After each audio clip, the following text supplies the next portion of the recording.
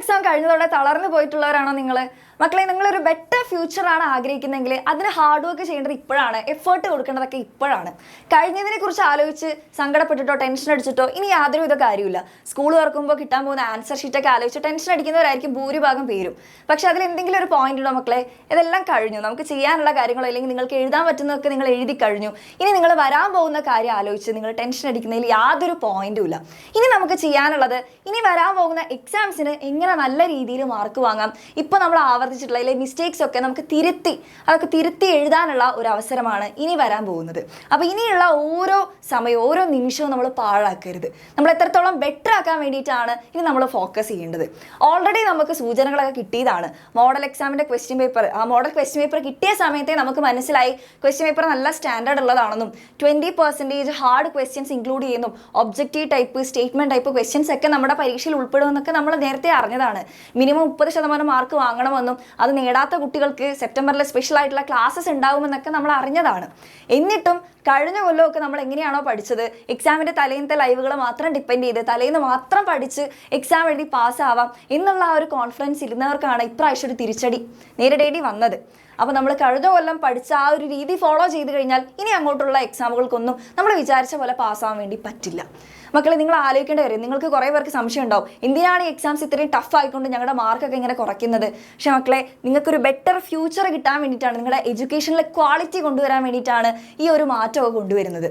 കഴിഞ്ഞ കൊല്ലം ഒരു public exam ടഫാക്കിയിട്ട് ഒരു പറ്റം വിദ്യാർത്ഥികളുടെ മാർക്ക് കുറഞ്ഞ് അവരുടെ മാർക്ക് ലിസ്റ്റിൽ അവർ അത്രയും മാർക്സ് കുറയുന്നത് അവർക്കൊരു നെഗറ്റീവായിട്ട് മാറിയിട്ടുണ്ട്. അങ്ങനെ പബ്ലിക് എക്സാം ടഫ് ആക്കിക്കൊണ്ട് നിങ്ങളുടെ ഒരു ഫ്യൂച്ചറിന് അതൊരു നെഗറ്റീവ് മാർക്ക്, അവിടെ ഒരു നെഗറ്റീവായിട്ടുള്ള ഒരു കാര്യം കൊടുക്കുന്നതിന് പകരമായിട്ട് നേരത്തെ തന്നെ ഓണം എക്സാം തൊട്ട് തന്നെ നിങ്ങളുടെ എക്സാമുകളൊക്കെ ഒന്ന് ടഫ് ആക്കിയില്ലേ, കുറച്ച് സ്റ്റാൻഡേർഡ് ആക്കിക്കൊണ്ട് വരുമ്പോൾ നിങ്ങൾക്കത് വലിയ ബാധിക്കില്ല. നിങ്ങളൊന്ന് ആലോചിച്ച് നോക്ക്, നിങ്ങളുടെ പബ്ലിക് എക്സാം ഒറ്റയടിക്ക് ടഫ് ആക്കുക, ഓണം എക്സാം, ക്രിസ്മസ് എക്സാം ഒക്കെ, അതിനിടയിലുള്ള യൂണിറ്റ് എക്സാമുകളൊക്കെ വളരെ എളുപ്പമാക്കിക്കൊണ്ട് പബ്ലിക് എക്സാം ടഫ് ആയി കഴിഞ്ഞാൽ എങ്ങനെ ഉണ്ടാവും? നിങ്ങൾക്ക് പുതിയൊരു ക്ലാസ്സിലേക്ക് പോകാൻ വേണ്ടിയിട്ടുള്ള ഒരു ചാൻസ് വരെ മിസ്സാവും. കുറേ കുട്ടികൾ ഫെയിൽ ആയിട്ടുണ്ട്. അപ്പോൾ ആ ഒരു അവസ്ഥ വരാതിരിക്കാൻ വേണ്ടിയിട്ടാണ് നേരത്തെ മുതലേ ഓണം എക്സാം തൊട്ടേ സ്റ്റാൻഡേർഡ് ക്വസ്റ്റ്യൻ പേപ്പർ കൊണ്ടുവരുന്നത്. അപ്പോൾ ഇപ്പം നിങ്ങൾക്ക് ഏകദേശം മനസ്സിലായി ഈ രീതിയിലായിരിക്കും ഇനി അങ്ങോട്ടേക്കുള്ള പരീക്ഷകളൊക്കെ. അപ്പോൾ ഇനി ആ രീതിയിൽ പഠിച്ചു തുടങ്ങിക്കഴിഞ്ഞാൽ ക്രിസ്മസ് എക്സാമിന് അധികം സമയമില്ല. ഇപ്പോൾ തന്നെ നമുക്കിനി ഈ ഒരു സ്കൂളിൽ ഇനി കലാകായികമേള അങ്ങനെ കുറേ പരിപാടികളായിട്ട് നമ്മുടെ സമയമൊക്കെ തീരും. പെട്ടെന്ന് തന്നെ ക്രിസ്മസ് എക്സാമിൻ്റെ സമയമാകും. അപ്പോൾ ഇനി നമ്മൾ ആലോചിച്ചിരുന്നിട്ട് സമയമില്ല. അപ്പോൾ മക്കൾ എന്ത് ചെയ്യുക, ഇപ്പോഴേ വർക്ക് ചെയ്ത് തുടങ്ങുക. കഴിഞ്ഞതിനെക്കുറിച്ച് ഇനി ആലോചിക്കുകയേ വേണ്ട. അതെന്തോ ആയിക്കോട്ടെ, നിങ്ങൾക്ക് കൊടുക്കാനുള്ള ബെസ്റ്റ് നിങ്ങൾ കൊടുത്തു കഴിഞ്ഞു. അങ്ങനെ കൊടുത്തിട്ടില്ല എന്ന് തോന്നുന്ന ഒരു സെൽഫ് ഡൗട്ട് ഉള്ളവരോടാണ് എനിക്ക് പറയാനുള്ളത്, ഇനി അവസരമുണ്ട് മക്കളെ. പക്ഷെ അത് ഇപ്പം മുതലേ നിങ്ങൾ എന്ത് ചെയ്യണം, വർക്ക് ചെയ്ത് തുടങ്ങണം.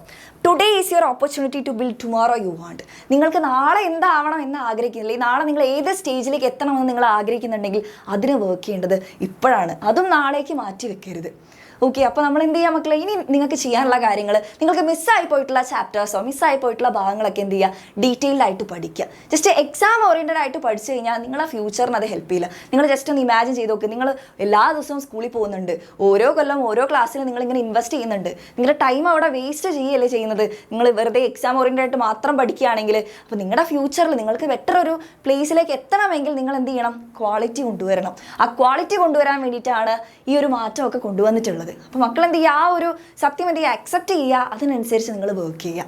ഓക്കെ, അപ്പോൾ അതിന് നിങ്ങളെ ഹെൽപ്പ് ചെയ്യുക. നിങ്ങൾക്ക് മിസ്സായി പോയിട്ടുള്ള ചാപ്റ്റേഴ്സൊക്കെ നിങ്ങൾക്ക് അത് തിരിച്ചെടുക്കാൻ വേണ്ടിയിട്ടും ഇല്ലെങ്കിൽ എല്ലാ കോൺസെപ്റ്റും ഡീറ്റെയിൽഡ് ആയിട്ട് പഠിക്കാനൊക്കെ വേണ്ടിയിട്ട് എക്സാമിനറുടെ ബാച്ചസ് ഉണ്ട്. അപ്പോൾ നമ്മുടെ 6ാം ക്ലാസ്സുകാർക്കാണെങ്കിൽ യുവ ബാച്ചും 7ാം ക്ലാസ്സുകാർക്ക് സൃഷ്ടി ബാച്ചും ഇപ്പോഴാണെങ്കിൽ ഓണം ഓഫർ ഉണ്ട്, 5% ഡിസ്കൗണ്ട് ഉണ്ട്, 1899 റുപ്പീസിന് ഈ ഒരു വർഷം മുഴുവൻ നിങ്ങൾക്ക് നമ്മുടെ ബാച്ചസിൻ്റെ കൂടെ പഠിക്കാം. നിങ്ങൾക്ക് അത്രയും യൂസ്ഫുൾ ആയിട്ടുള്ള ഫീച്ചേഴ്സാണ്. ഓരോ ക്ലാസ്സിൻ്റെയും PDF ആയിട്ടുള്ള നോട്ട്സും അതേപോലെ തന്നെ വർക്ക്ഷീറ്റ്സ്, ധാരാളം ക്വസ്റ്റ്യൻസും മോഡൽ എക്സാമുകളും. കുറേ എക്സാംസ് ഒക്കെ നിങ്ങൾ അറ്റൻഡ് ചെയ്താലാണ് ടൈം മാനേജ്മെൻ്റ് ഒക്കെ പഠിക്കുക. കുറേ പേർക്ക് ഇപ്രാവശ്യം എക്സാം കഴിഞ്ഞ് വന്നപ്പോൾ ഉള്ള പരാതിയായിരുന്നു ടൈം കിട്ടിയില്ലാന്ന്. കാരണം അത്രയും ഹൈ ലെവൽ ക്വസ്റ്റ്യൻസ് നിങ്ങൾക്ക് ആൻസർ ചെയ്യണമെങ്കിൽ അതിനനുസരിച്ചുള്ള ടൈം നിങ്ങൾ മുന്നേ കാൽക്കുലേറ്റ് ചെയ്യണം. അതൊക്കെ നിങ്ങൾ മനസ്സിലാവുന്നത് ആദ്യമായിട്ട് പോയിട്ട് ഒരു പരീക്ഷ എഴുതുമ്പോൾ ആർക്കും ഈ ടൈം മാനേജ്മെൻറ്റ് മനസ്സിലാവില്ല. നേരത്തെ എക്സാം എഴുതി പ്രാക്ടീസ് ചെയ്യണം. അപ്പോൾ അതുപോലുള്ള എക്സാമുകളൊക്കെ നമ്മുടെ ബാച്ചിൽ നിങ്ങൾക്ക് പ്രൊവൈഡ് ചെയ്തായിരിക്കും, നിങ്ങൾക്ക് കണ്ടക്ട് ചെയ്യുന്നതായിരിക്കും. അപ്പോൾ അതിലൂടെ നിങ്ങൾക്ക് നല്ല രീതിയിൽ എക്സാം അറ്റൻഡ് ചെയ്യാനുള്ള അത്രയും ആ ഒരു സ്കില്ല് ഡെവലപ്പ് ചെയ്യും.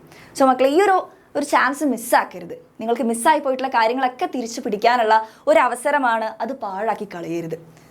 സോ നിങ്ങൾ ഇതിപ്പോൾ നിങ്ങളുടെ ഒരു കംബാക്ക് ആണ്. അപ്പോൾ നിങ്ങൾ ആ ഒരു കംബാക്കിന് റെഡി ആണെങ്കിൽ, are you ready for your comeback? അങ്ങനെ ആണെങ്കിൽ നിങ്ങൾ എന്ത് ചെയ്യുക മക്കളെ, റെഡി എന്ന് കമൻറ്റ് ചെയ്യുക. അപ്പോൾ ഈ ഒരു വീഡിയോ മാക്സിമം ഫ്രണ്ട്സിലേക്ക് കൊടുക്കുക.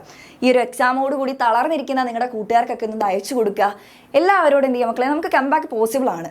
ഓക്കെ, നിങ്ങൾ ഒന്നും കൊണ്ട് ട്രാക്കിലേക്ക് വരാൻ വേണ്ടിയിട്ട് ജസ്റ്റ് ഒന്ന് ഇപ്പോഴേ എഫേർട്ട് എടുത്തു കഴിഞ്ഞാൽ നമുക്ക് ആ ഒരു കംബാക്ക് പോസിബിൾ ആണ്. സോ ഇനിയുള്ള സമയങ്ങൾ പാഴാക്കാതെ നന്നായിട്ട് പഠിച്ചു തുടങ്ങുക. അപ്പോൾ ഈ ഒരു ചാൻസ് മിസ്സാക്കരുത്. അപ്പോൾ നിങ്ങൾക്ക് ജോയിൻ ചെയ്യണമെങ്കിൽ ജസ്റ്റ് ഈ ഒരു നമ്പറിൽ കോൺടാക്ട് ചെയ്താൽ മതി. സോ റെഡി ആണെങ്കിൽ റെഡി എന്ന് കമൻറ്റ് ചെയ്യുക.